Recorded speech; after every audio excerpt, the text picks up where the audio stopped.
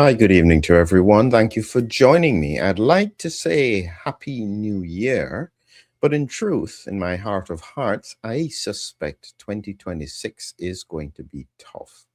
I think this is going to be a rough ride. I'd like to be wrong on it, but I can see all the pieces coming together. And yes, it is a concern. The challenge that I have is how do I, as I continue to talk about these things, give some insight, one, in terms of the predictions, and two, what can be done to potentially mitigate some of these things? That's really the question, because if you go back to 2020, right before the pandemic hit, if you knew what was going to happen, what would you say to others?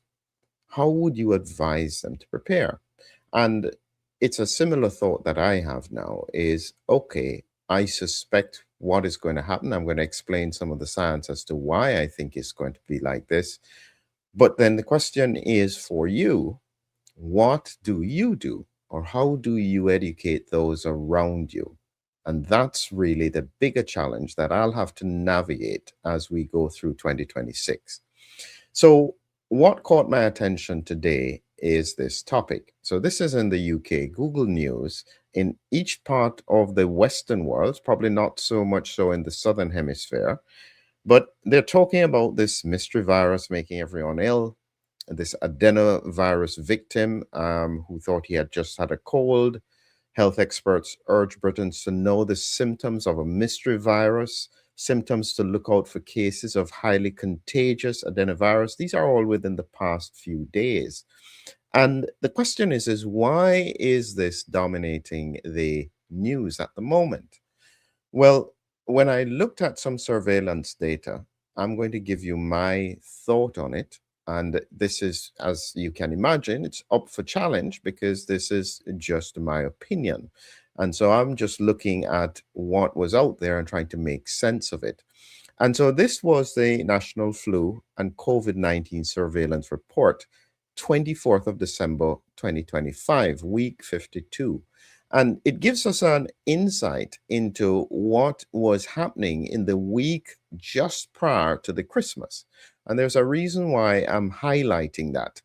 One, what we're seeing here is when they looked at COVID cases, weekly confirmed cases of COVID in hospital settings, a peak was around October, and then you see a drop down here.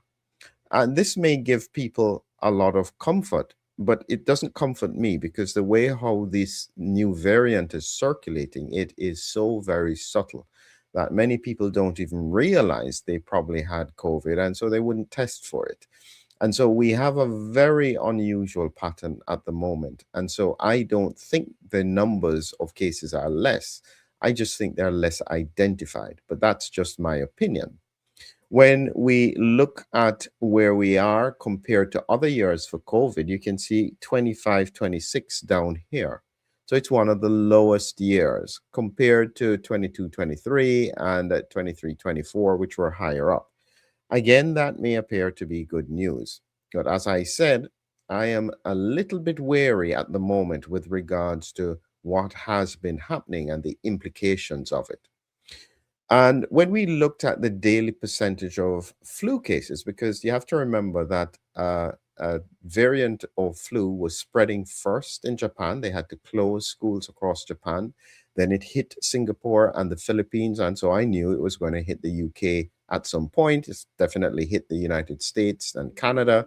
Similar kind of pattern. Now, what we notice here is that there was a peak here and it started to fall off. And again, this may appear to be good. The problem I've got is that based on this surge, I am unsure whether or not it's the fact that because there was COVID before, the response of the immune system is different. And again, this is about people testing for influenza, meaning that you have to have symptoms. And if your symptoms don't quite fit, people will not necessarily test for it. And so this is where I think that there is something that is not quite right. And when you look at what's happening with RSV, respiratory syncytial virus, daily percentage test for positive, you can see that this is way up there. I suspect it's the same with influenza. I suspect it's the same with COVID. And just a reminder as to why I say that is that you have to understand that there is a very unusual pattern that occurs with SARS-CoV-2 or COVID. These days, my best way of identifying if a patient is likely to be COVID infected and sick is not actually a swab, because depending on how good the swab is, will determine whether or not it's positive. What I look for is their lymphocyte count. What has been really consistent is that the lymphocyte count falls. Lymphocytes are usually what fight viruses. And so, without a shadow of a doubt, COVID impairs the immune system to fight not just against COVID, but against all other viruses. And so, based on that trajectory, I expect all other viral counts to rise. And this is exactly what we saw with regards to the UK statistics. So, this is the respiratory data mart weekly percentages of positive tests looking at multiple viruses. You'll see that SARS-CoV-2 is down here after it was up there in September, October.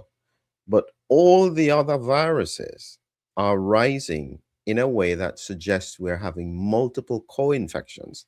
My suspicion is that it's not just influenza. A lot of people will have influenza and RSV with rhinovirus and multiple viral infections occurring at the same time because the immune system is suppressed post-COVID.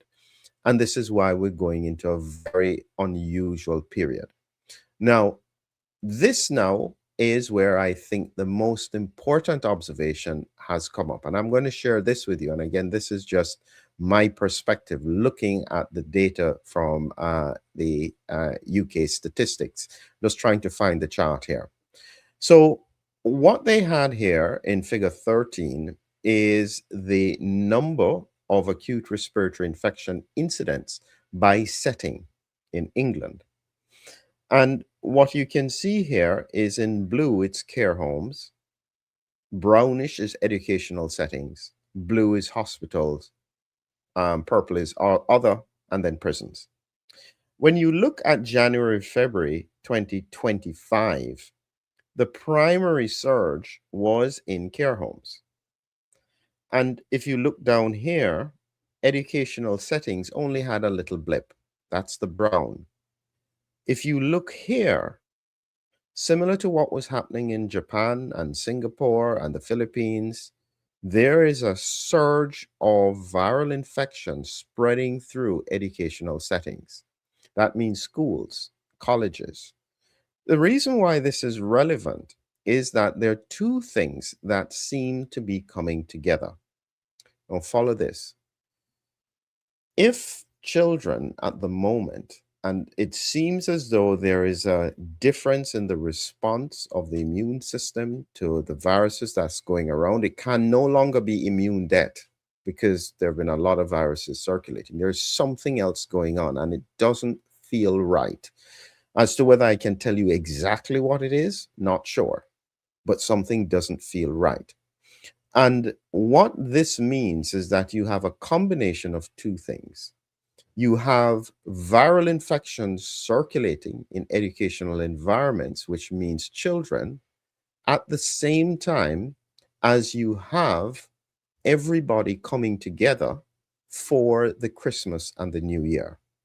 And this is exactly what happened in most countries, where you have whole families together, children, adults, grandparents.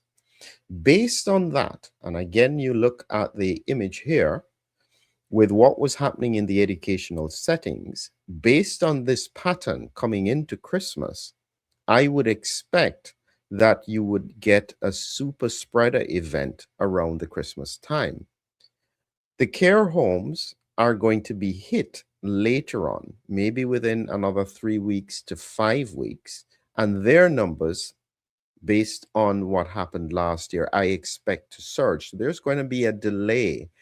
And my suspicion is that this is what we're going to see, that January, February are going to be very difficult in terms of pressure on systems. And this is across the board. Some people may think to themselves, well, why is that relevant to me? I'm fit and I'm healthy. I don't have any problems.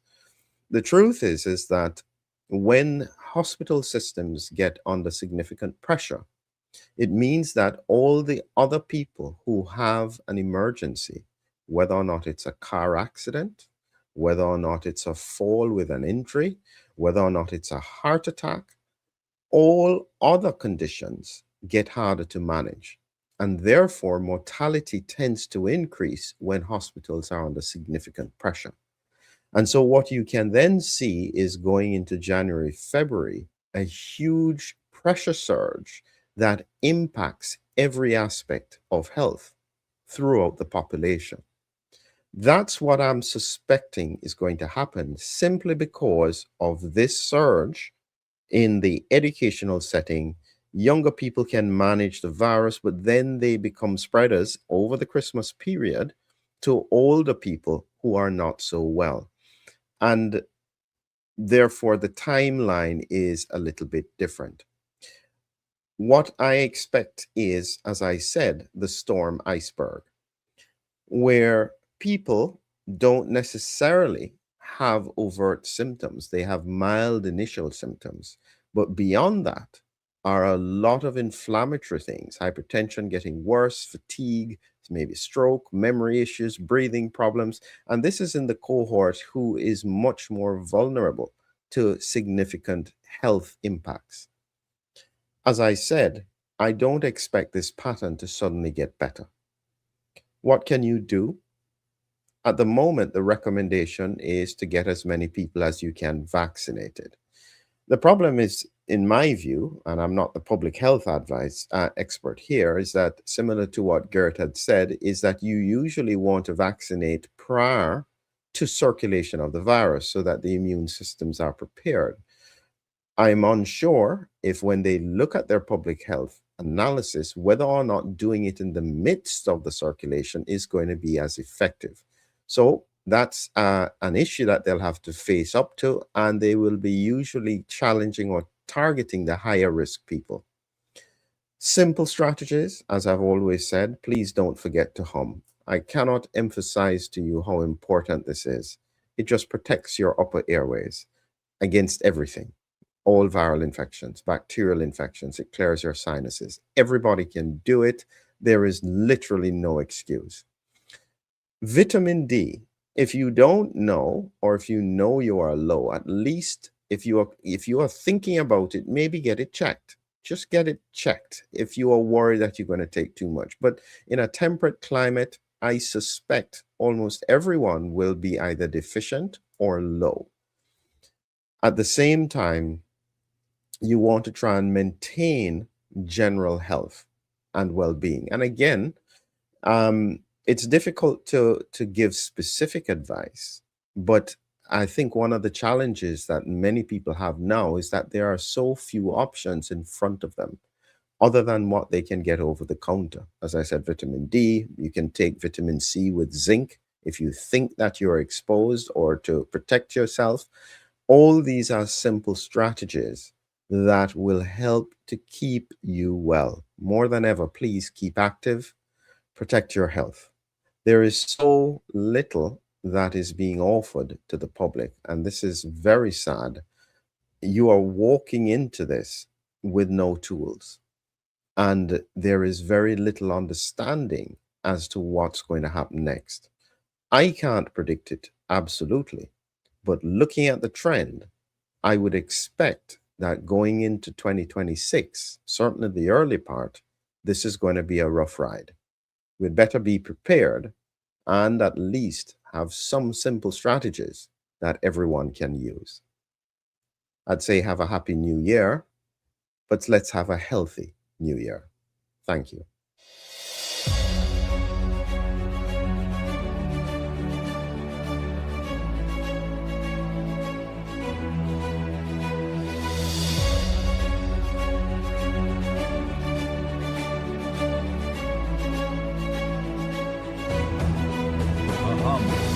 A hero, an immune adventure. Humming Heroes, your lyrical guide to the body's defenders. now on Amazon. Check the links below.